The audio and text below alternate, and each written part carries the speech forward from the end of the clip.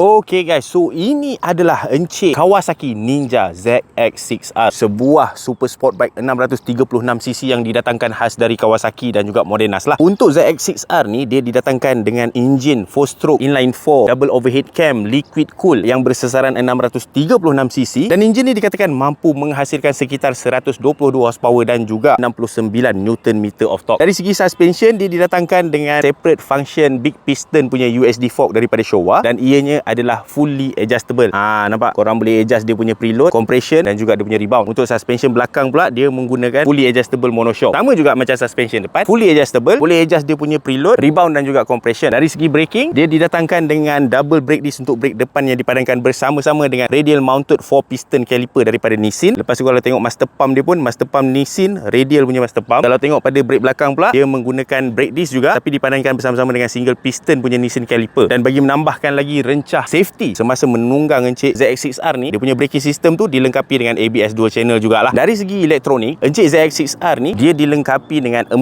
riding mode. Ada sport mode, road mode, rain mode dan juga rider mode. Selain daripada itu, Encik ZX6R ni juga dilengkapi dengan quick shifter, tapi sayangnya dia punya quick shifter tu untuk upshifting sahaja. Kalau tengok pada sistem lampu limpah dia, dia didatangkan dengan fully LED untuk kesemua lampu limpah dia. Didatangkan dengan 4.3 inci punya TFT display meter. Dari segi seat height, ia mempunyai ketinggian sekitar 830 mm, tangki minyak sebesar 17 liter dan mempunyai berat sehingga 198 kg. Datang dalam dua varian color yang berbeza. Color hitam macam yang dekat depan aku ni, lepas tu yang color Kawasaki tu, lime green ebony. Ianya dijual pada tanda harga RM59,900, tidak termasuk road tax dan insurans. Kalau korang nak dengar bunyi dia, sini aku belanja.